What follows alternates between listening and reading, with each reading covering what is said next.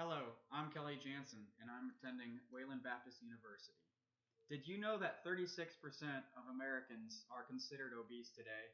Well, that's over one third of Americans, and that number is very high. So I'm here to persuade you into choosing healthier lifestyles and eating a much more healthier.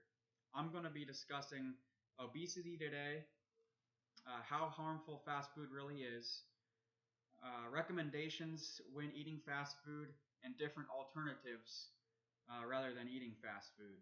What is obesity?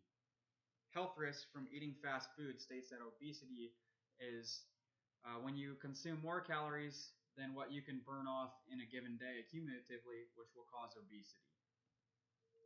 Health risk also states that fast food is very affordable and convenient today. And NBC News states that we're surrounded by tasty temptations everywhere.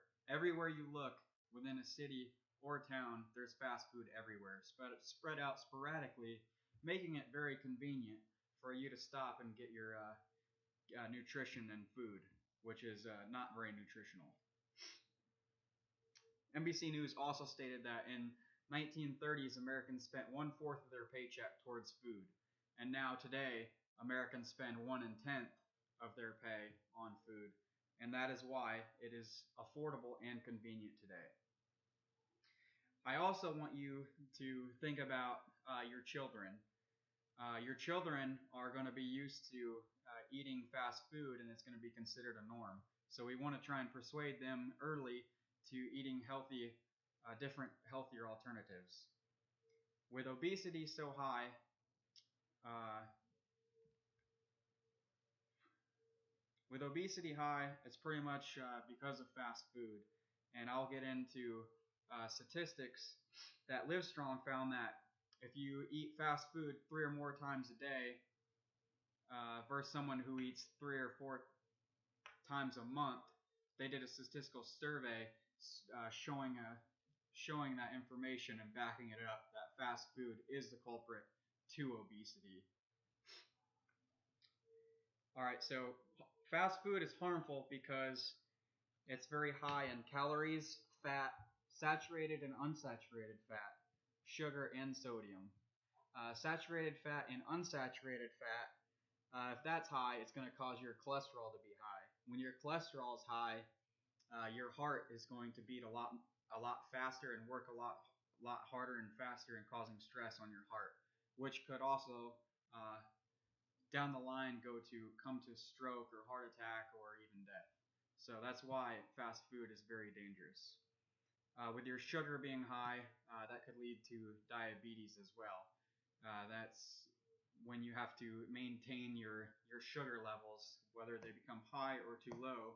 You have to make that you have to meet that stable requirement. Fast food also leads to liver problems, cardiovascular problems as well. And when you consume a lot of high calories throughout the day, normally that makes you tired and could likely make you not work out and skip that exercise, which is needed throughout the day as well. All right, so now I'm going to give you recommendations when eating fast food. One thing that I want to harp on is the meal portions. Meal portions are getting much more larger than what they used to be. All right, so instead of a lot of times they try and persuade you into a medium or a large fry, I want to encourage you to get that small fry and small drink. That small drink being high in sugar will prevent diabetes and whatnot. So instead of choosing soda, I recommend that you choose a diet soda, Diet Coke, or a Diet Mountain Dew, or even a Powerade. Powerade's still going to be high in sugar as well, but I recommend that you dilute that Powerade with half and half Powerade, half water. That will lower your sugar as well, or altogether just choosing water, because that's obviously a much healthier choice. And then I also want to throw out there that your cane sugar tea, your sweet tea, unsweetened tea, and stuff is going to be not healthy as well, unless you choose that unsweet tea, which may not taste as well. Some other things you want to consider is a salad versus that burger and fries. Just remember that dressings have high calories, so you may want to use maybe half to 2/3 of your dressing. Also, you want to choose apples over fries. I know a lot of uh, the children's meals offer that. So those are some ways, recommendations when eating fast food to make it a little bit more of a healthier option. And then also I want to discuss alternatives altogether.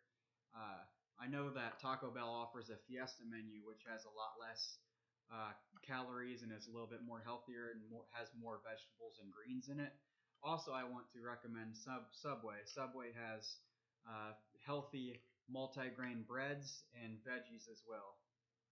And altogether, uh, many of you turn to fast food just because it's convenient, but a lot of times you wait in line for 5 to 10 minutes, and you could probably put a meal together in about 10 to 15 minutes. So I'm going to encourage that. Just recommend nuts. Those are a lot of fat calories that are good fat calories.